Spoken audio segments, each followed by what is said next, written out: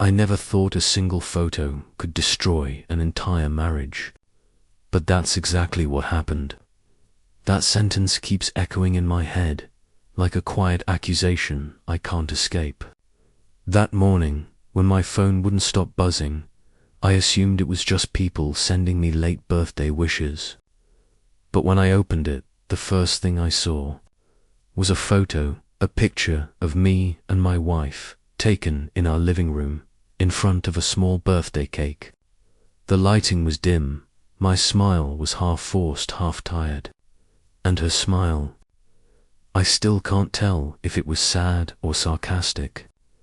But what truly froze me was the caption she wrote beneath it. Sometimes, people only look happy because they've learned how to pretend. Just one short line, but it cut straight through me like a blade. She didn't tag me, didn't mention my name, but everyone knew. We live in a small town, and in small towns, gossip travels faster than light. The first comment appeared within a minute. Poor her. He looks like he couldn't care less. Then another, and another. Dozens of comments turned into hundreds. People began to speculate, to build entire stories they never witnessed. In their eyes, I became the fake husband, the cold-hearted man, the villain in a story I never agreed to tell. I remember sitting silently in the kitchen for over an hour. The coffee on the table had gone cold, leaving a bitter, burnt smell in the air. I stared at the surface, watching the thin foam dissolve, wondering what her real intention was. It wasn't the photo that hurt. It was the decision behind it. We'd always agreed not to post about our private life online. We promised that some things should stay between us. And yet, here she was, breaking that promise, deliberately. Publicly, it felt like being slapped across the face, not by her hand, but by the collective gaze of hundreds of strangers. My phone kept vibrating, again and again. My mum called. My best friend called. A coworker texted, "Hey man, are you okay? People are talking about you." I didn't reply. I just turned off the screen, flipped the phone face down, and sat there, listening to the clock ticking. Second by second, that feeling, being exposed, misunderstood, judged before you can even explain, it's suffocating. I had never felt so small, so powerless, and I couldn't stop wondering, what did she want? Sympathy, pity, a cry for help? Or did she simply want me to hurt the way she was hurting? Whatever it was, I knew one thing. From the moment she hit post, we were no longer on the same side. Before everything went downhill, I used to think I was one of the lucky ones. I had a steady job at an interior design firm in Seattle, a cozy little house just outside the city, and a wife I honestly believed understood me better than anyone else ever could. Her name was Claire. We met when we were both in our mid-20s. I was the quiet, career-focused type, and she was a freelance photographer who seemed to find beauty in everything. Claire had this calm energy about her, the kind that made you feel grounded just being near her. We didn't have a wild, movie-style romance. Ours was quiet, simple, real. After 3 years together, we got married in a small ceremony by Lake Washington, just family and a few close friends. That night, when we danced under the soft glow of string lights, I remember thinking, this is it. This is home. The first few years of marriage were ... peaceful. Mornings meant coffee together before I rushed off to work. Evenings were spent making dinner, watching whatever show we were both half into, laughing about little things like the neighbor's cat who kept climbing onto our roof, or how the maple tree in our yard seemed to bloom early that spring. But looking back now, I think that peace was quietly turning into distance. She started talking less, and I stopped noticing. After long days at the office, all I wanted was silence. And that silence, it grew between us like fog. At first it was barely there. Then it stayed through dinner. Then it lasted the entire night. I remember one evening, she looked at me and asked, "Do you still feel happy?"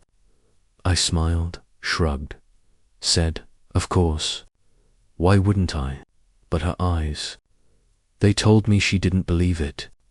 They looked tired, lonely. After that, she started spending more time out with her camera. She'd go downtown, join photography meets, hang out with people I didn't know. I told myself she was just pursuing her passion, being creative, doing what she loved. But now I see it differently. She was trying to breathe, trying to find herself again in the silence I helped build, and me. I stayed quiet. I thought, as long as we don't fight, we're fine. But marriage doesn't fall apart because of big fights.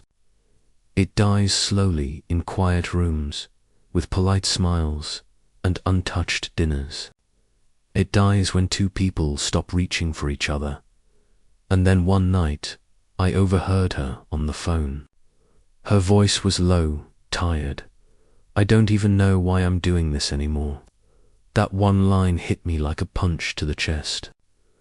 I didn't ask her who she was talking to. I didn't ask what she meant, because deep down I already knew. Now, looking back, that was the moment. The real beginning of the end. Everything that came after, the photo, the post, the cold, emotionless caption, it all started right there. In the silence I thought was peace. It started with a photo. Just one. I remember scrolling through Instagram during my lunch break, half distracted, half bored, when her name popped up on my feed. Claire Thompson, new post. I tapped on it, expecting something harmless, maybe one of her usual shots of city lights or quiet mornings. But this one was different. It wasn't a landscape or a still life. It was her. Claire was sitting at a cafe downtown, sunlight spilling across her face. She looked beautiful, not posed, not smiling for the camera, just present. But it wasn't the photo that stopped me. It was the caption underneath. Sometimes you stop waiting to be understood.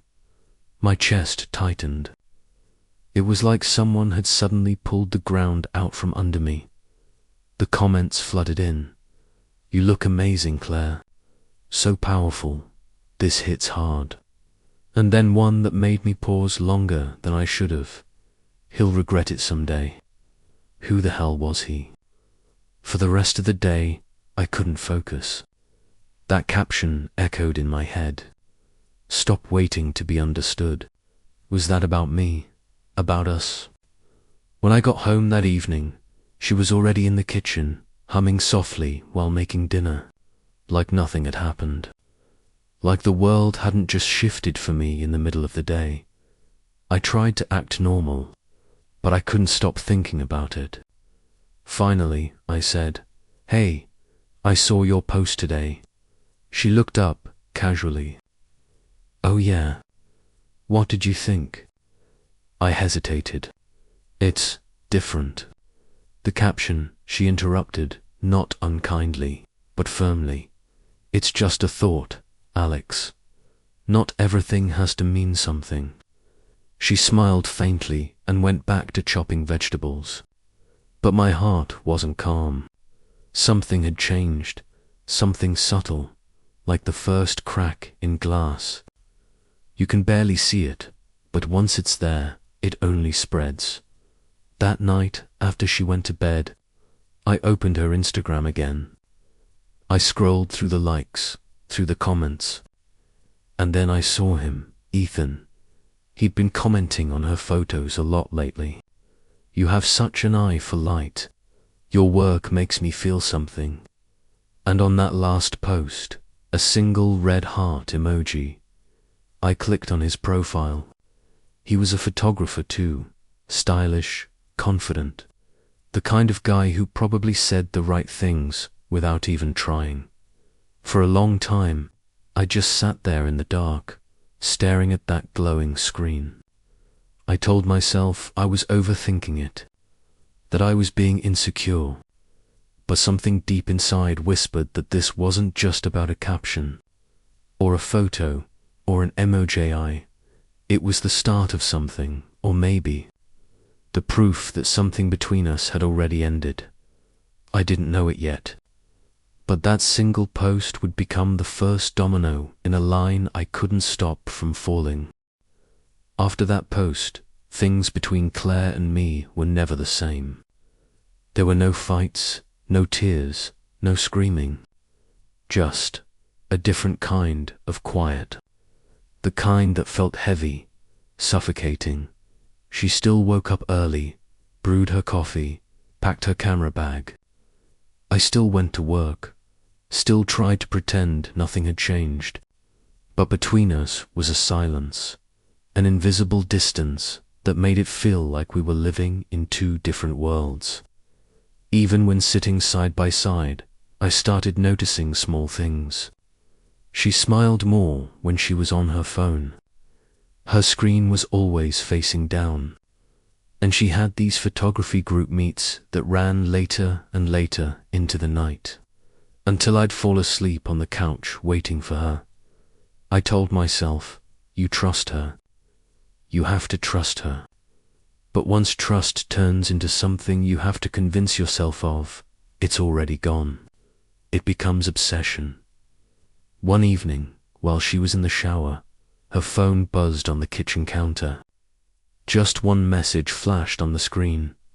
Ethan, that photo you took today, it really hit me. I stared at that screen for what felt like forever. There was nothing explicitly wrong in those words, but there was a kind of intimacy in the tone, something soft, personal, something I wasn't part of anymore. When she came out, I pretended to be watching TV. I didn't ask. I didn't say a word. And that silence, that choice not to speak, became a weapon between us. Over the next few days, I started noticing everything. How she'd slip her phone into her pocket the moment I walked in. How she'd avoid my eyes when I asked, "How was your day?"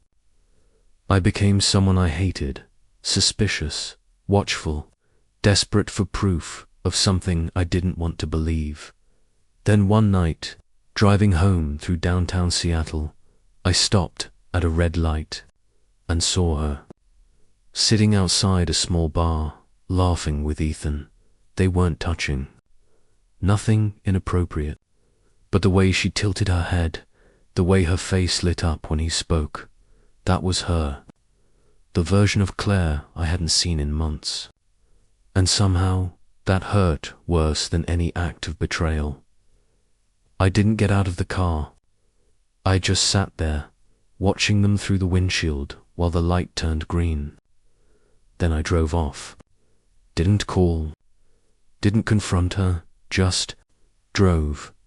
When I got home, she still wasn't back. I sat alone in the dark kitchen, staring at a cold cup of coffee, realizing that it wasn't just my marriage slipping away. It was me that the next morning she posted another photo. The Seattle sky, overcast and grey. The caption read, "Not everyone is worth waiting for." I read it over and over until I memorized it. For the first time in our marriage, I didn't want to ask her, was that about me?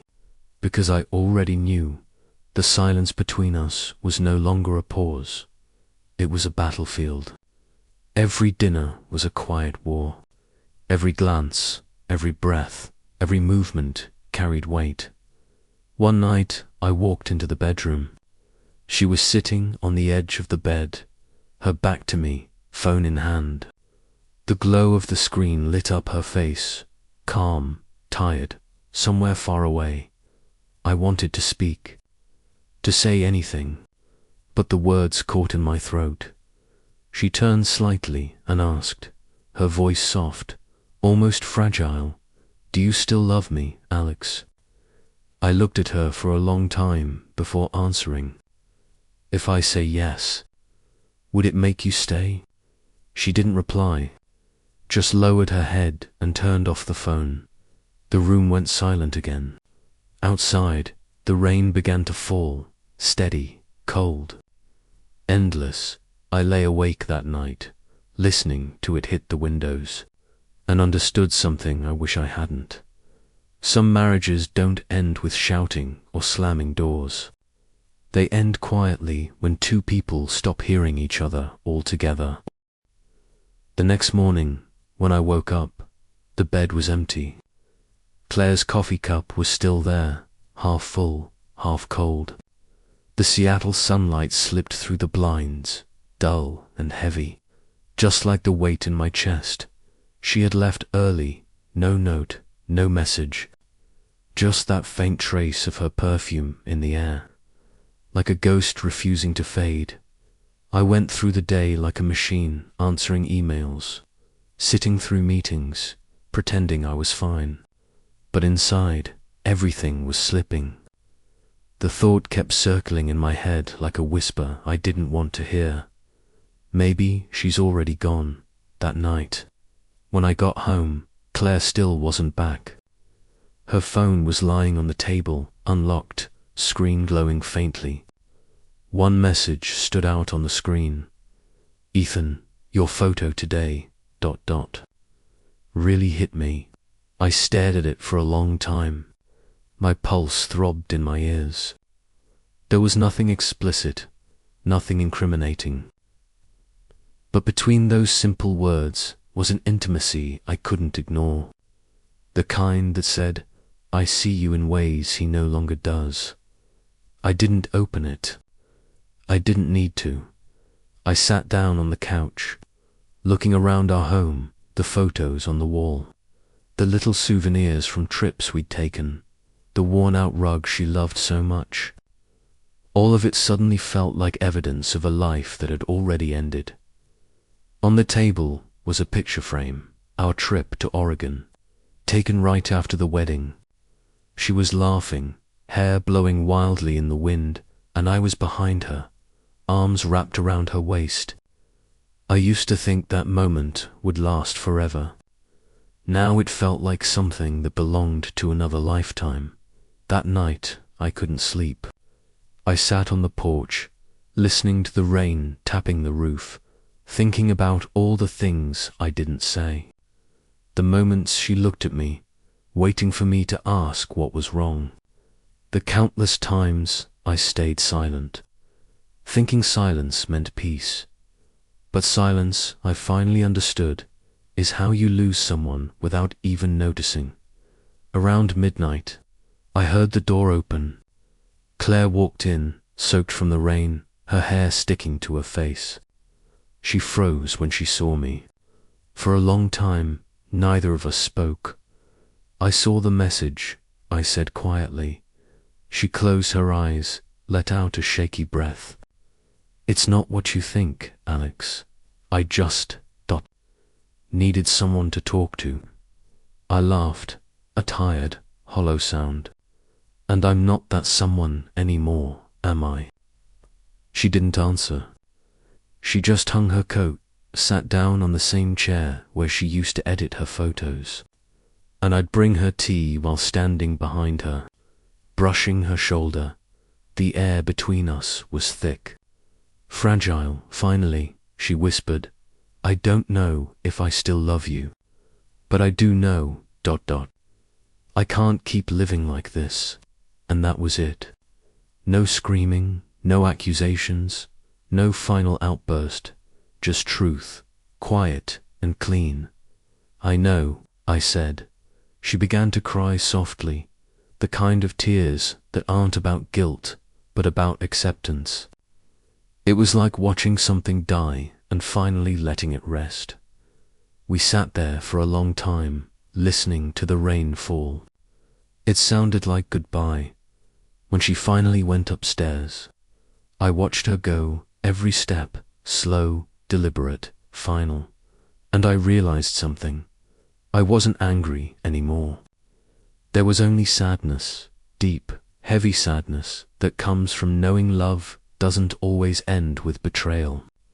Sometimes it ends simply because two people stopped fighting to stay, and that night, in the cold quiet of Seattle, I understood that some losses don't come with shouts or slammed doors, only a quiet evening, a person who doesn't come back, and another who finally stops waiting. After that night, Claire moved out. No fight, no tears. She just said quietly, "I need some time to think." I nodded. Didn't argue. Didn't ask. Because deep down, I knew time is just another way to say distance. When someone says they need space, it usually means they've already started leaving, even if their feet haven't moved yet. In the days that followed, the house grew so quiet I could hear the clock ticking on the wall. That small sound, something I'd never paid attention to before, now felt like a reminder of everything that was missing. I still went to work, still smiled at people. But every night, when I came home and opened the door, all I found was darkness, and the faint trace of her perfume still clinging to the pillow. Every corner of that house was heavy with memories. The spot where she used to read, the coffee mug she always used, the photo she hung on the wall that now left a pale square behind. I don't know what drove me, but one rainy evening, I found myself driving to the photography studio where she used to spend her time. Outside, Seattle rain fell endlessly, as if the city itself was crying for me. I parked in front and looked through the window. Inside, she was talking to Ethan. They stood close, not touching, but close enough to make my chest tighten. And then she smiled. That smile, the one I hadn't seen in months. I didn't go in. I just stood there, soaked under the rain, watching the woman who once shared my life find her light again, in someone else's eyes. And that's when it hit me. Maybe she hadn't betrayed me. Maybe she just wanted to be seen, to be heard, to feel important to someone again. And I had forgotten how to give her that a long time ago. When I finally got home, there was a letter waiting for me on the table. Not from her directly. Her best friend had dropped it off. Inside, she wrote, "I don't know what the future looks like. I just know that if I stay, we'll keep hurting each other. I used to think love meant holding on tight, but maybe love is knowing when to let go. Thank you for being my peace, once." Claire, I read those lines and my chest ached. There was no anger, no blame, just a goodbye so gentle it broke me. I sat down by the window, watching the rain blur the city lights outside, and in that quiet moment, I realized this was the real ending. Not when she left the house, not when I saw her with him, but right here, with nothing left except the truth. Sometimes people don't leave because they stop loving you. They leave because love by itself isn't enough to save the both of you. After that letter, I sat in the empty house until late at night. The rain outside hadn't stopped, falling steadily, as if Seattle was crying for me. On the table, Claire's coffee mug was still there, the faint trace of lipstick on the rim, like a memory refusing to fade. I didn't scream. I didn't break things. I didn't drown myself in alcohol or distractions. I just sat there, silently, listening to the ticking clock measure every second of a marriage that had quietly come to an end. In the days that followed, I started cleaning up the house. Her things, a scarf, a few photography books, a makeup brush still dusted with powder. I packed them neatly into a small box. I didn't return them. I didn't throw them away. I just placed the box in a corner of the closet, like burying a piece of the past so it could finally rest. It's strange, after she left, I finally realized how I had been living all along. I thought I'd been a good husband, hard-working, faithful, calm, but I hadn't really been present. I was there, in the same house, yet I'd stopped listening, stopped noticing her. I had turned love into routine, and that routine into the quiet that slowly killed us. One morning, while rearranging the bookshelf, I found an old photo. It was a picture Claire took of me on our first trip to Oregon. I was smiling, holding a camera, and on the back she had written, "You're my favorite frame." I sat there for a long time, trembling slightly, then smiled. No bitterness, no anger, just a quiet realization I had once been truly loved. Time passed. I stopped counting the days since she left. I learned to do things again, to cook, to take photos, to talk to myself in the silence. Gradually, that silence stopped feeling like an enemy. It became a friend. One evening in May, while shooting the sunset at Green Lake, I saw a familiar figure in the distance. Claire, she was laughing, surrounded by a few friends with cameras. The sunlight caught her hair, the wind lifted her dress, and for a moment, she looked free, lighter than I'd ever seen her. She noticed me, paused for a second, then smiled and nodded. I nodded back. No words were needed. But in that quiet exchange, I knew we had forgiven each other. Not with apologies, but with the calm understanding of two people who had once loved deeply, hurt deeply, and finally found peace that night. I went home, opened my journal, and wrote for the first time in months. Some people walk into your life not to stay, but to teach you how to love better, starting with yourself. I closed the notebook and exhaled, not in pain, but in relief. Outside, the rain had stopped. The city lights shimmered across the wet streets like mirrors, and I knew, at last, I had learned how to let go without losing myself. Because sometimes the end isn't the worst thing that can happen. It's simply the chance to begin again, quietly, freely, and whole.